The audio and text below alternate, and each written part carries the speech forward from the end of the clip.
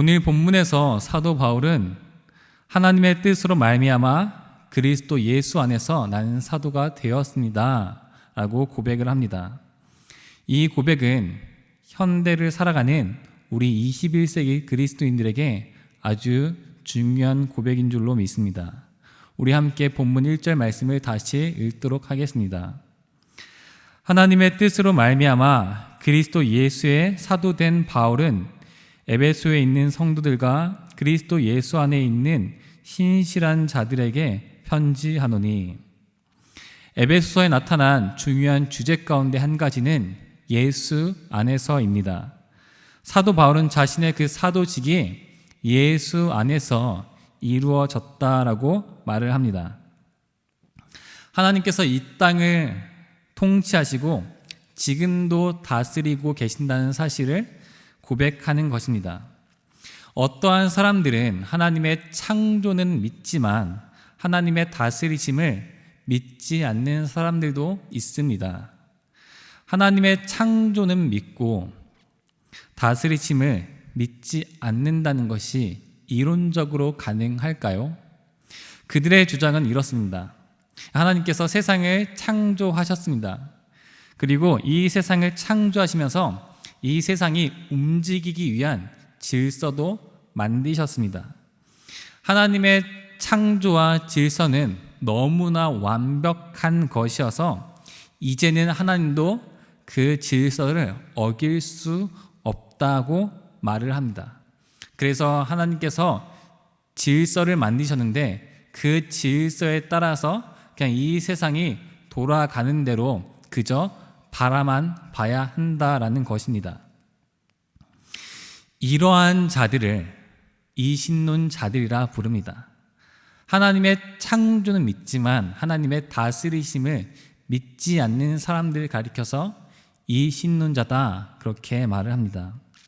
우리 주변에도 얼마나 많은 사람들이 이신론자들처럼 살아가고 있는지 모릅니다. 하나님을 믿는다라고 고백을 하면서 지금 내 삶 가운데 이루어지고 있는 하나님의 통치를 믿지 못한다면 이신론자다라고 할 수 있습니다. 우리는 하나님의 다스리심을 믿어야 합니다. 지금 내가 하고 있는 일, 지금 내가 살고 있는 집, 우리의 머리로는 다 이해할 수 없지만 하나님의 전능하시고 섬세하신 손길 가운데 있다는 것을 믿어야 합니다. 하나님의 다스리심을 믿는 자들에게 필요한 것은 무엇일까요? 바로 은혜와 평강입니다. 우리 오늘 본문 2절 말씀을 함께 읽도록 하겠습니다. 하나님 우리 아버지와 주 예수 그리스도로부터 은혜와 평강이 너희에게 있을지어다. 우리는 하나님의 은혜와 평강이 필요한 자들입니다. 날마다 우리에게 주어지는 은혜가 있어야 합니다. 사실 우리가 이 아침에 기도를 하는 것 또한 이 주님께로부터 오는 은혜와 평강을 구하기 위한 것입니다. 그런데 그중에는 새벽 예배와 우리가 하루를 드리는 이 하루를 별개로 생각하는 분들이 있습니다. 어떻게든 새벽 예배를 드리려고 노력을 하다 보니 이것이 어느 순간 우리의 삶에 의무가 되어버려서 새벽 예배를 드린 이후에 우리의 하루를 시작한다라고 생각을 할 수가 있습니다. 그런데 그렇게 되면은 안 되는 것입니다. 우리가 새벽 예배를 주님께 드림으로써 이 첫 시간에 드림으로써 우리의 하루 전체를 주님께 올려드려야 한다는 고백이 있어야 합니다.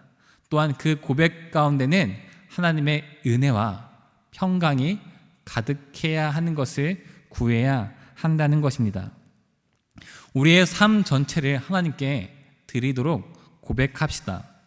또한 우리의 그 삶 가운데 하나님의 은혜와 평강을 통하여서 정말 우리의 삶 가운데 복음이 전파되는 은혜가 있기를 기도합시다.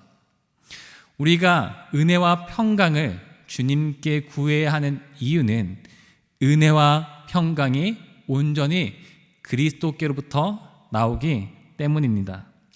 사랑하는 금강의 성도 여러분, 오늘 하루의 삶 가운데 은혜와 평강이 가득하기를 기도합시다.